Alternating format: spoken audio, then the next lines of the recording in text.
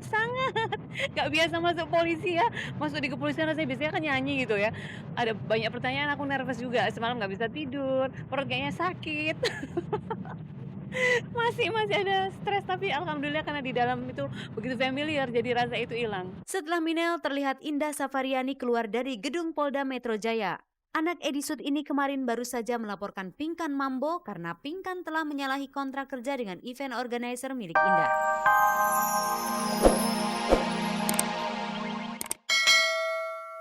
Selamat bergabung kembali di Gospot, gosip terdepan seputar orang ternama. Saya Nela Ana akan mengajak Anda untuk menjelajahi seluk-beluk kehidupan dunia selebriti, mencari gosip terpanas dan membongkar fakta yang tersembunyi di balik gemerlapnya kehidupan dunia selebriti. Bersama Gospot, Anda tak perlu was-was ketinggalan berita. Pemirsa, inilah sajian segar dari meja redaksi Gospot untuk Anda yang memang haus akan berita-berita dari dunia selebriti.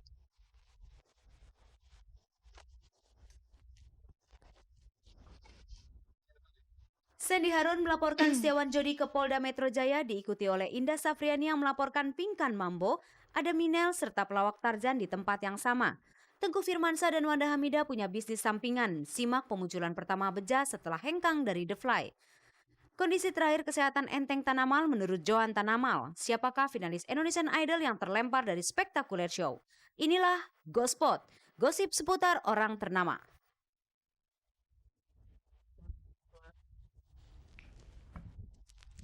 Pemirsa, bisa saja loh setiap hari kepolisian disibukkan dengan berbagai kasus yang berhubungan dengan artis. Contohnya saja hari Jumat kemarin, Polda Metro Jaya disibukkan dengan berbagai kasus yang membelit beberapa artis, seperti Minel, Sandy Harun, dan Pinkan Mambo. Dan pelawak Tarzan pun terlihat di kawasan Polda Metro Jaya. Kira-kira kenapa ya Tarzan harus datang ke Polda? Inilah Gospot.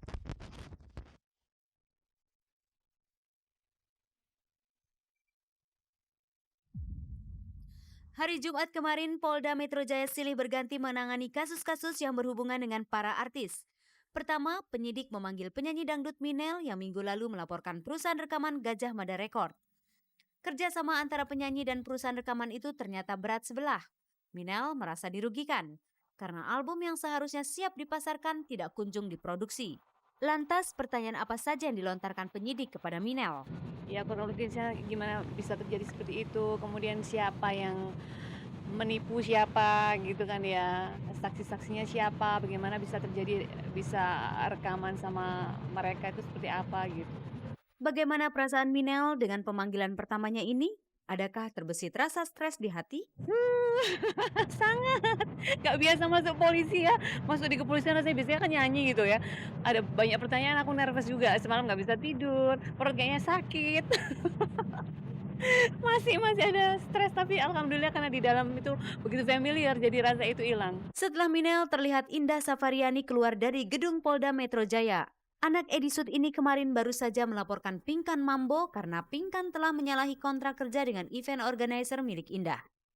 Perseteruan antara Sandy Harun dan Setiawan Jodi kian memanas. Setelah Setiawan Jodi melaporkan Sandy ke kepolisian atas tuduhan penggelapan asal-usul anak dan pencemaran nama baik, Sandy Harun balik memperkarakan mantan suaminya itu.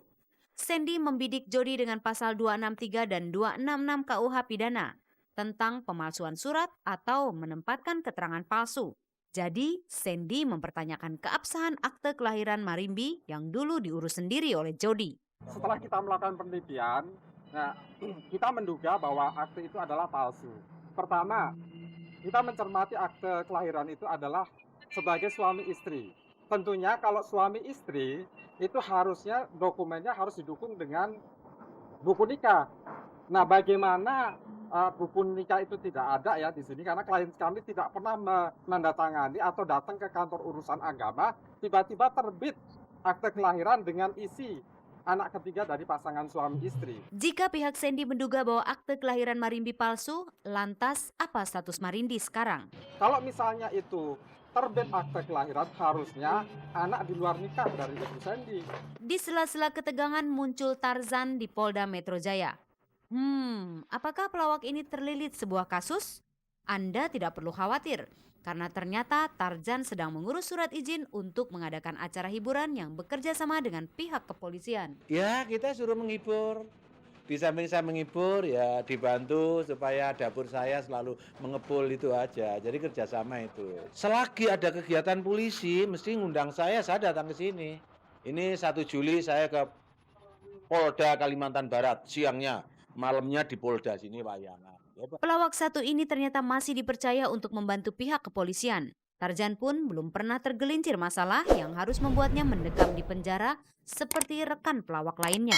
Saya pernah mengusulkan, artis itu kalau nggak punya SIM harus tetap ditilang.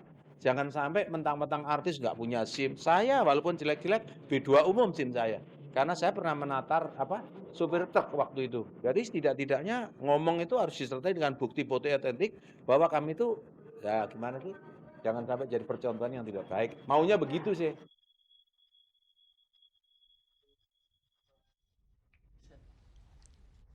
Artis juga manusia, tidak lepas dari kesalahan. Namun jangan mentang-mentang artis selalu bisa seenak-enaknya. Pergi tak diantar, pulang tak disambut. Pemirsa, jangan seram dulu. Saya membicarakan soal Artika Sari Devi, putri Indonesia yang berangkat ke acara Miss Universe di Bangkok. Kepergian yang kontroversial ini wajar saja bila tidak diantar dengan publikasi yang berlebih. Dan kali ini Artika sudah kembali dari Bangkok dan membawa banyak sekali oleh-oleh untuk kita. Apa saja oleh-oleh Artika? Saksikanlah berita selengkapnya hanya di GoSpot, gosip terdepan seputar orang ternama. Ajang Miss Universe di Bangkok, Thailand sudah berakhir. Artika Sari Devi sebagai wakil Indonesia sudah kembali ke tanah air. Selama berlangsungnya ajang pemilihan Ratu Sejagat, sosok Artika Sari Devi mengundang banyak perhatian.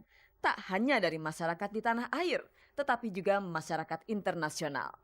Meski terlihat mungil di tengah-tengah kontestan lain, gadis yang besar di Bangka Belitung ini tanpa diduga menorehkan prestasi raksasa, berhasil lolos ke babak 15 besar. Mahasiswi S2 Universitas Gadjah Mada Yogyakarta ini bahkan menjadi satu-satunya wakil Asia yang masih tersisa. Siapa menyangka Artika Sari Devi akan melaju sejauh itu? Apalagi mengingat keberangkatannya ke ajang Miss Universe dibayangi kontroversi di tanah air. Saya menyikapinya dengan bahwa dengan kerja keras kita, dengan upaya kita, bahwa kita ingin sekali, saya ingin sekali mempunyai niat yang tulus, mempunyai niat yang keras sekali untuk bisa membawa nama Indonesia ke pentas internasional gitu. Jadi mudah-mudahan saja dengan saya masuk sebagai salah satunya delegasi dari Asia untuk bisa tampil di 15 besar itu merupakan suatu achievement untuk Indonesia.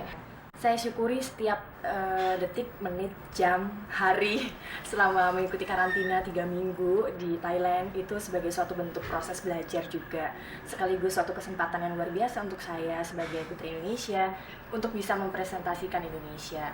Andai Artika Sari Devi tak harus tampil dengan busana renang, barangkali keberadaan Artika Sari Devi di Bangkok akan didukung sepenuhnya oleh masyarakat Indonesia. Setelah saya menjalani, saya sangat mengerti sekali gitu ya bahwa penggunaan swimsuit itu hanya sebagian kecil dari rangkaian kegiatan dan itu bukan merupakan poin satu-satunya untuk memberikan penilaian gitu. Jadi dan swimsuit itu juga mereka ingin melihat bahwa seorang pribadi Miss Universe itu adalah seorang pribadi yang juga fit. Berdasar pengalaman, kehadiran gadis Indonesia di ajang Miss Universe dari waktu ke waktu selalu melahirkan pro dan kontra. Karena itukah Artika Sari Devi berangkat tanpa gembar-gembor dan pulang dengan diam-diam? Sebenarnya dibilang diam-diam sebenarnya enggak. Karena persiapannya itu sudah sejak 2 bulan yang lalu, 2 bulan sebelum keberangkatan saya. Jadi selain saya mendapatkan berbagai macam training, kita juga sudah hubungi beberapa desainer yang akan memberikan sponsor untuk pakaian dan sebagainya. Saya melihat pada waktu itu bahwa suatu kesempatan yang luar biasa dan saya tidak akan menyanyiakannya karena saya juga melihat flashback ke belakang bahwa banyak sekali Miss Universe terdahulu yang akhirnya bisa menunjukkan bahwa mereka mempunyai karakter pribadi yang kuat. Mereka sukses di bidangnya masing-masing. Bahkan ada salah satu dari Miss Universe yang akhirnya menjadi menteri. Itu kan menjadi suatu prestasi yang luar biasa. Datang sebagai underdog alias kurang diperhitungkan, Artika Sari Devi berhasil menyodok babak 15 besar. Kini Artika Sari Devi kebanjiran job dari perusahaan-perusahaan besar Asia. sesuatu yang takkan pernah dicapai oleh Artika Sari Devi tanpa sebuah keberanian. Perlu keberanian juga untuk bisa di sana. Keberanian bukan berarti keberanian untuk menentang, tidak. Tapi percayalah bahwa apa yang kita jalani selagi itu mempunyai niat yang baik dan tulus, dan tidak lupa untuk berdoa, itu adalah sumber kekuatan kita.